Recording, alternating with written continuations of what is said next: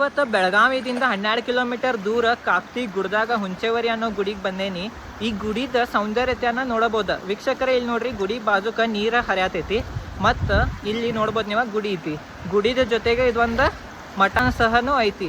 ವೀಕ್ಷಕರೇ ನೋಡ್ರಿ, ನೀವು ಒಬ್ಬ ಟ್ರೇಡರ್ ಆಗಲಿ ಇನ್ವೆಸ್ಟರ್ ಆಗಲಿ ಈಗ ನೀವು ಯಾವುದು ಫೀಲ್ಡ್ನಾಗ ಇರಲಿ ರೀ, ನೀವು ಯಾವುದು ಫೀಲ್ಡ್ನಾಗ ಸಕ್ಸಸ್ ಆಗ್ಬೇಕಂದ್ರೆ ನಿಮ್ದು ಮೈಂಡ್ ಕಂಟ್ರೋಲ್ನಾಗ ಇರಬೇಕು ಮತ್ತು ತಾಳ್ಮೆ ಅನ್ನೋದು ಇರ್ಬೇಕು ಎಲ್ಲಾರ್ಗು.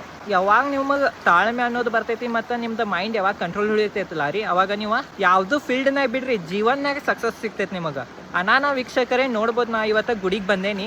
ಈ ಗುಡಿಗೆ ಬರೋದ್ರಿಂದ ಏನಾಗ್ತೈತೆ ಅಂದ್ರೆ ನಿಮ್ದು ತಲೆ ಭಾಳ ಶಾಂತ ಆಗ್ತೈತಿ. ದಿನ ಕಂಪ್ಯೂಟ್ರನ್ನು ನೋಡಿ ಬರೀ ಮೊಬೈಲನ್ನು ಯೂಸ್ ಮಾಡಿ ತಲೆ ಮತ್ತು ಕಣ್ಣು ಎಲ್ಲ ನೋಸ್ತಿರ್ತಾವ. ನಾನು ಇಂಥ ಒಂದ್ಸಲ ಇಲ್ಲಿ ಗುಡ್ದಾಗ ಬಂದೇನ್ರಿ. ಇಲ್ಲಿ ನೆಟ್ವರ್ಕ್ ಸಹನೂ ಇಲ್ಲ. ಇಲ್ಲಿ ನೋಡ್ಬೋದು ನೀವು ಎಷ್ಟು ಚಲೋ ಐತಿ. ಇಂಥಲ್ಲಿ ಅದು ಬಂದ್ರೆ ಏನಾಗ್ತೈತೆ ಅಂತಂದ್ರೆ ನಿಮ್ದು ತಲೆ ಶಾಂತ ಉಳಿತೈತಿ ಮತ್ತು ಯಾರ್ದು ತ್ರಾಸ ಇರಂಗಿಲ್ಲ. ಯಾವಾಗ ನೀವು ಇಂಥ ರಿಲಿಜಿಯಸ್ ಜಾಗಗಳಿಗೆ ಬಂದ್ರೆ ನಿಮ್ದು ಮೈಂಡ್ ಕಂಟ್ರೋಲ್ನೇ ಉಳಿತೈತಿ ಮತ್ತು ತಾಳ್ಮೆ ಅನ್ನೋದನ್ನು ಸಹ ಬರ್ತೈತಿ ಮತ್ತು ಜಗತ್ತು ಎಷ್ಟು ಚಂದ ಐತಿ ಅಂತ ನಿಮಗೆ ಗುರ್ತಾಗ್ತೈತಿ. ಅನಾನ ವೀಕ್ಷಕರೇ, ತಿಂಗಳಿನ ಇಲ್ಕ ವಾರನಾಗ ಒಮ್ಮೆ ಎಲ್ಲರೇ ಚಲೋ ಗುಡಿಗಳಿಗಾಗಲಿ ಮತ್ತು ಚಲೋ ಎಲ್ಲಿ ಫಾಲ್ಸ್ ಆಗಲಿ ಎಲ್ಲ ಕಡೆ ಹೋಗ್ಬೇಕು. ಮತ್ತು ಫಾಲ್ಸ್ನಾಗ ಅದು ಹೋಗೋದಂತಂದ್ರೆ ಸೀದಾ ನೀರ್ನಾಗ ಇಳಿಯೋದು ಮಜಾ ಮಾಡೋದಿಲ್ಲ. ಯಾಕಂದ್ರೆ ನೋಡಬಹುದು ಮಳೆ ಹೆಚ್ಚಾಗನ ಎಲ್ಲ ಮಂದಿ ಹರ್ಕೊಂಡೂ ಹೋಗತೈತಿ.